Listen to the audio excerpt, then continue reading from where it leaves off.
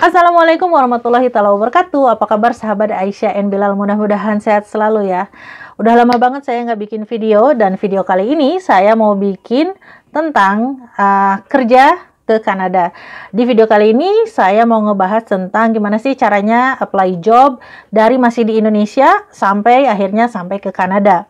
Nah, kebetulan ada beberapa direct message yang langsung lewat Facebook ataupun Instagram mengenai gimana sih step-stepnya untuk bisa kerja ke Kanada. Nah, nggak usah basa-basi, kita langsung aja kupas tuntas. Oh ya, tapi saya nggak bakalan ngebahas secara rinci. Saya bakalan jelasin secara general, dan rinciannya akan ada di video-video berikutnya. Untuk lebih jelas dan detailnya, kalian harus siapin pensil atau pulpen ataupun marker dan juga kertas. Jangan lupa dicatat poin-poinnya karena ini bakalan penting banget. Kalau step-step ini kalian terlewati, berarti ada something's wrong. It could be scammer ataupun it could be enggak genuine dan lain sebagainya gitu. Yuk, sekarang langsung aja kita bahas step-step apa aja yang harus kalian lalui untuk kerja ke Kanada. Oke, step yang pertama adalah kalian harus bikin resume. Apa sih resume itu? Resume itu seperti riwayat pekerjaan atau riwayat pendidikan, riwayat hidup, seperti itulah ya. Jadi di situ kalian harus cantumkan nama, alamat, kemudian nomor email, nomor telepon, kemudian di situ sebutkan 3 atau 4 hal yang kalian misalnya benar-benar bagus. Misalnya kamu itu jujur orangnya, atau kamu punya customer service skill yang bagus, kemudian kamu itu misalnya mau belajar dan lain sebagainya. Kemudian di situ tentunya kalian harus tuliskan pengalaman kerja kalian. Misalnya kalian pernah kerja di perusahaan A selama 2 tahun sebagai apa, pekerjaannya apa aja, disebutkan rinciannya di situ. Kemudian ada background pendidikan kalian itu apa, pernah ngambil kursus apa, dan lain sebagainya. Kedua, di resume itu kalian harus jujur karena ada kemungkinan recruiternya itu bakalan ngecek atau cross check ke perusahaan tersebut apakah benar si A atau kamu itu pernah kerja di perusahaan itu. Kemudian yang berikutnya di resume itu kalau bisa kalian harus related ya. Misalnya kalau kamu ngelamar pekerjaan sebagai truck driver, kalau bisa ya kamu memang sudah punya pengalaman di situ.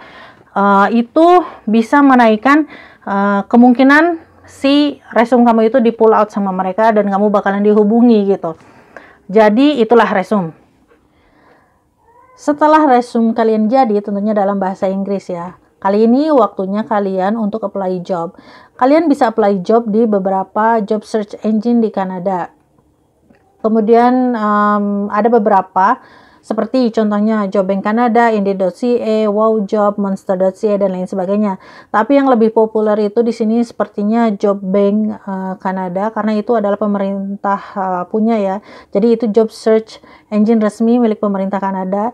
Kemudian Indeed.ca itu ada beberapa yang genuine, ada juga beberapa scammer. Jadi kalian juga harus hati-hati karena ada beberapa orang yang kontak ke saya ngasih tahu kalau misalnya mereka itu kena tipu, udah kirim uang $300, $500, bahkan ada juga yang ratusan juta juga ketipu.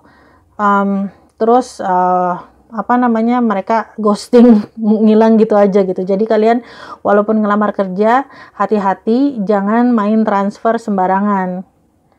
Nah, di job search engine itu biasanya ada filter. Di situ bisa kalian nentuin misalnya kalian mau cari kerja di provinsi mana, di kota mana, kemudian pekerjaan yang dicari itu apa. Nah, di situ ada. Jadi nanti nggak bakalan terlalu banyak pilihan gitu. Jadi akan narrow gitu ya. Yang ketiga, inilah yang paling ditunggu-tunggu sama semua pelamar kerja. Kalau misalnya setelah kalian ngelamar kerja, ngirimin resume kalian gitu, kemudian rezeki kalian resumenya di pull out, biasanya mereka bakalan minta interview dan kemudian mereka juga menyiapkan job offer tentunya. Nah, interviewnya ini biasanya lewat Skype, face to face, atau mungkin sekarang lewat Zoom meeting yang lebih populer gitu. Kemudian mereka di situ juga bakalan nunjukin job offer ya tentunya. Di job offer itu misalnya mereka akan ngasih tahu kamu pekerjaannya apa, gajinya berapa, kemudian tunjangannya apa, liburnya kapan, terus bayar pajaknya berapa, dan lain sebagainya. Di job offer itu dijelasin, nanti pas face to face itu dijelasin sama mereka. Kemudian nanti tentunya kita juga menjelaskan yang lebih detail lagi dari resume yang kita kirim ya. Misalnya mereka nanti nanya kamu punya pengalaman kerja apa. Biasanya lebih ke cross check aja sih seperti itu. Sama misalnya kalau contohnya ya, kalau misalnya kamu ngelamar jadi customer service, nanti mereka bakalan tanya misalnya kalau kamu menghadapi customer yang rewel, kamu harus kayak gimana.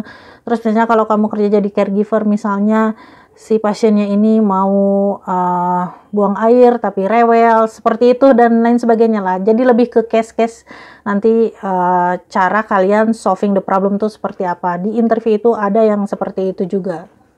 Oke, yang keempat, setelah kalian bikin resume, kemudian ngelamar pekerjaan, kemudian dapat interview face to face tentunya.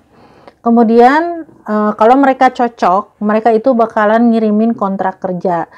Terus apa aja sih isi kontrak kerja itu? Jadi kontrak kerja employer-employee ya. Kalian harus tanda tangan, employer juga tanda tangan di situ.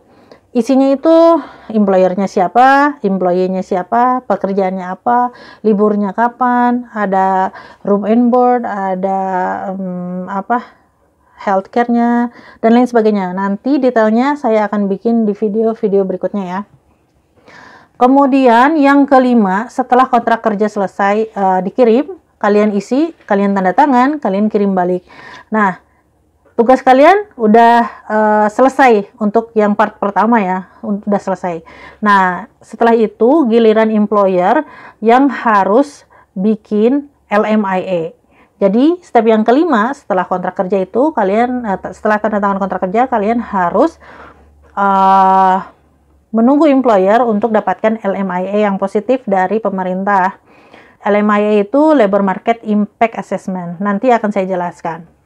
Setelah LMIA-nya itu jadi dari employer, employer itu ada dua biasanya, satu untuk mereka dan satu untuk calon employee-nya. Nah, setelah selesai mereka akan kirim ke kalian. Nah, apa step-step berikutnya? Ini dia step-step berikutnya. Oke, jadi dari tadi itu step yang pertama, saya bahas lagi ya, biar jelas. Yang pertama bikin resume, kedua apply job, yang ketiga itu kalian harus interview, kemudian kalian dapat kontrak kerja, kemudian employer-nya bikin LMIA. Nah, setelah LMIA-nya dapat di tangan kalian, apa aja ya, LMIA, job offer, sama kontrak kerja itu udah ada di tangan kalian. Nah, yang ke-6 apa yang ke-7 ini ya? Yang ke-7 lah. Ini kalian harus ngurusin semua urusan yang ada di Indonesia. Yang pertama, kalian harus bikin paspor tentunya. Kalian bikin paspor. Setelah paspor kalian jadi, kalian harus apply TRV namanya, Temporary Resident Visa. Itu tuh seperti izin tinggal sementara nanti untuk kalian tinggal di Kanada gitu. Karena kalau foreigner worker itu kan sistem kontrak. Jadi kontrak kerjanya 2 tahun. Biasanya TRV-nya itu pasti dikasih 2 tahun juga. Jadi sesuai kontrak kerja. Kemudian setelah TRV kalian itu harus apply working permit. Jadi kalau kalian mau kerja di Kanada itu bukan hanya visa kerja, tapi harus juga punya permit kerja. Nah, jadi kalian apply TRV dan working permit. Bagian kedua untuk tahapan proses kerja dari Indonesia ke Kanada akan ada di video berikutnya ya, di part keduanya. Makasih banyak udah nonton video ini, jangan lupa di subscribe, like, share, and comment. See you on our next video. Bye!